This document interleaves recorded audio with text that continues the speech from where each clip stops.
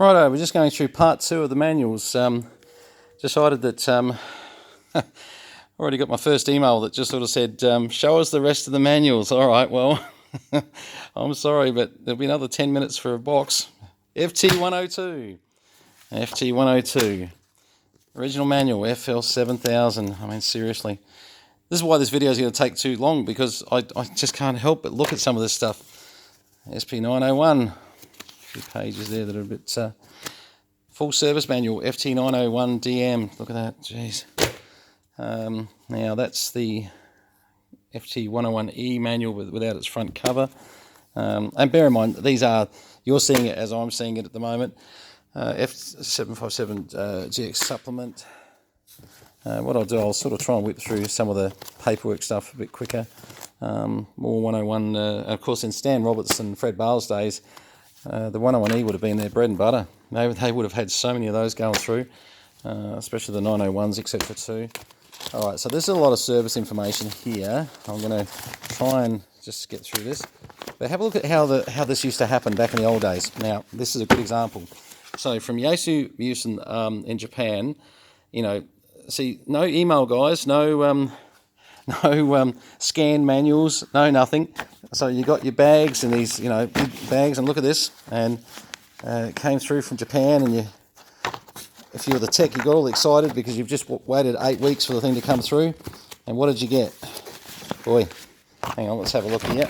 Sorry about the camera. Oh, you got loads and loads of Yaesu information. Sorry guys, it's a bit difficult just doing it the way I'm doing it at the moment. Okay, these are old, and I need to say that, you know, obviously this manual's come to bits over the last 40 years. I'm just trying to get to a front page. Oh, here we go. So basically, yeah, so this is where it's come apart here. So this is why they've kept it in the bag, but this is a 101 series full service manual, and we'll restore that. We'll do a new binding on that. Yeah, I just put it back in the package while and save you guys seeing nothing while I was doing that. But I still can't get over this. Look at this, you know, it's just back in the day, you know, Bale Electronic Services. This is at Wangaratta. Okay, so this is when they moved. So this would have been Stan Roberts. Can't see a date, or can I? Sorry, yes I can. There we go, 1990 that it came through from Japan. So there, and look at that, 1,400 yen to get it across. Okay, now Motorola, and this just shows that for any business to survive, you know, they had to be across Motorola, they had to be across a bit of Philips as well. Look what this is. Remember in the other box before, I found the front of an FT7B, but that is, yes, that's great. That's a personal one. FT50.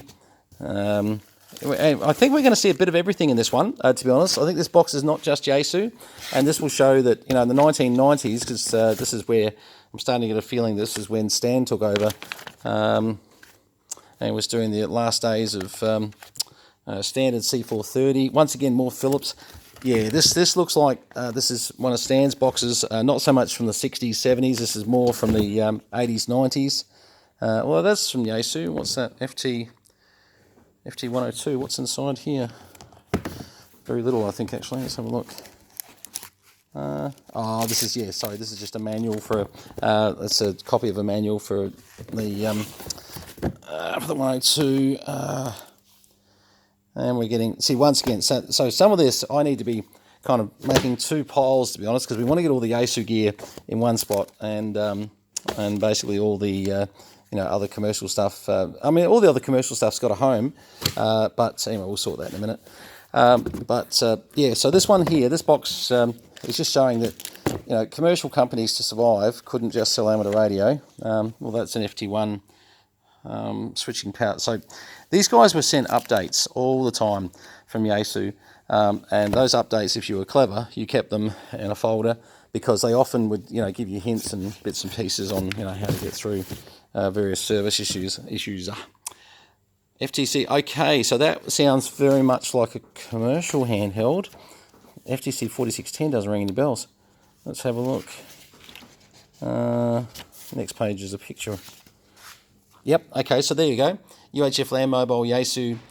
See, once again, and this is just pressing the point, to be a Yaesu dealer back in the day, if you had to survive off amateur radio operators, good luck. It's obviously no different to today. You need to have a few, strings to your bow. So I will gather that some of this here is going to be some of the commercial gear. I'll actually just get through this box a little bit quicker, actually, because I might be able to do 2 boxes in a... okay, so it's got one labelled antenna. Now that might be interesting because what have they got in here? Well, if I put the manual up the right way. Okay, look at this. Now this is interesting. This is a whole lot of manuals on various tri-bands. I'm going to just flick through here. Multi-band wires by various people. Yaesu YA20 they're talking about there. VS33 beams. Oh boy, this is a lot of history in here of a lot of different antennas over the years that, and see, these guys would have been agents for them. Once again, Hidaka.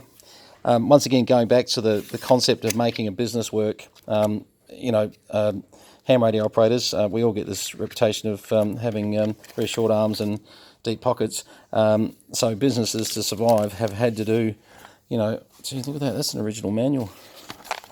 Wow. Hidaka, where would you get a Hidaka original manual from? Oh, unreal.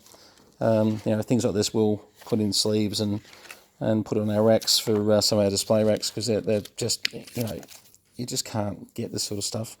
Yeah, all right, so this is really a lot of original from Japan, bits and pieces that I personally just think are gold. I mean, look at this. This is the 18 HT high tower from High Game with all their different offerings, and to this day, you see those adverts. But has that got a date? No, would be nice. Logs from Create. Gee, I mean, these are international suppliers that we just don't see this sort of stuff anymore. Whose tower is that one? Let's just see whose design tower we've got sitting here. Computations. 13.7 metre. Look at that. Who would that be? Yes. The minute I saw 13.7 metres, I thought, wow. So, anyone needs computations, for your Nally for council, I can always copy these up and get these to you. This is the original computations for the 2-section Nally. They might even, he might somewhere have the 3 as well. But there you go. So you guys are putting alleys up and restoring them. If you need council paperwork, please get on to me. We'll arrange something for you. So through these folders, you're just going to find more and more and more. The original Fox Tango Club. Look at that. Gee. 1984 newsletters. These all come out of Florida. And see, these will have lots of little hints and bits on how to modify your FT101. And did you see that then? Hang on, let's go back to that. God, I'm having a nostalgia day today, aren't I? Are you a smart buyer with your VIC-20 and Commodore 64? And they've now got a program, Mini Ginny, which gives you log keeping for your VIC-20 and Commodore 64. So I don't know if you can still buy that one. Check if they're still in business. But look, that's great.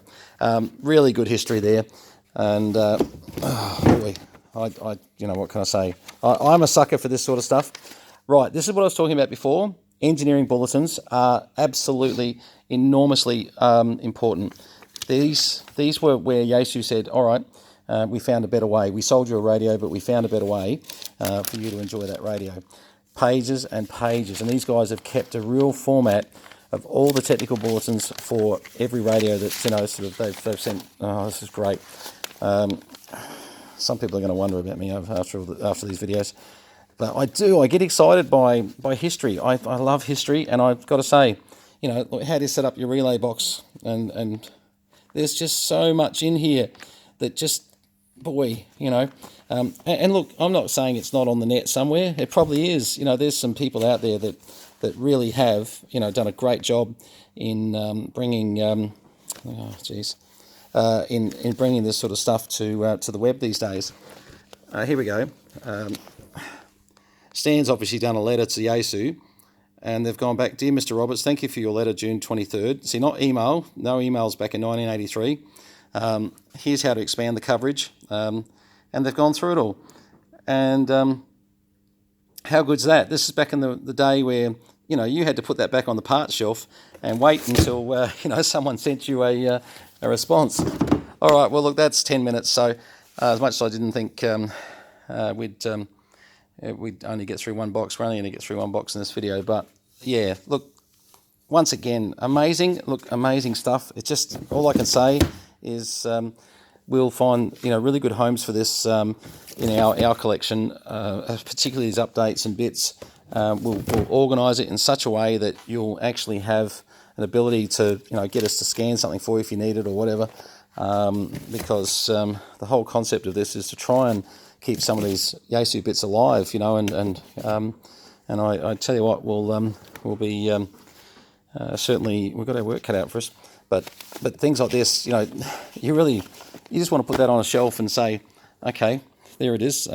This is how the world communicated before email. This weighs, how much does it say here, a weight factor? Don't know that I can see a weight on there.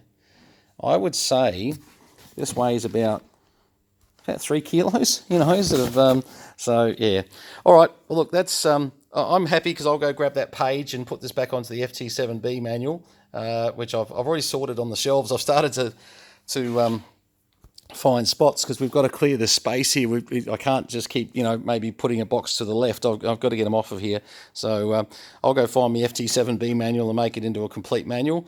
And I'll be pretty happy about that because I love my FT7B. But that's the thing I need too. Oh, that's the point, actually. I've got a YC7B, and hopefully in the book here, there may be a pinout of how to wire the YC7B, because from memory mine's got a 6-pin plug on it, and I need a 7-pin for the FT7B.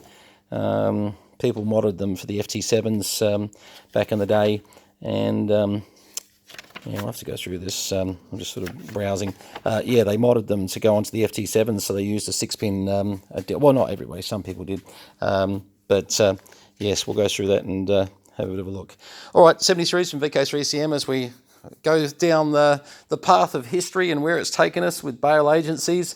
There'll be quite a few videos on bail agencies, so I'll just label them bail part 1, part 2, part 3, and if you have no interest in Yaesu, well, you can just sort of go past the bail agency ones. But if you've got any interest in the 1960s through the 1990s and how Yaesu did what they did, well, I think this is going to be some interesting stuff.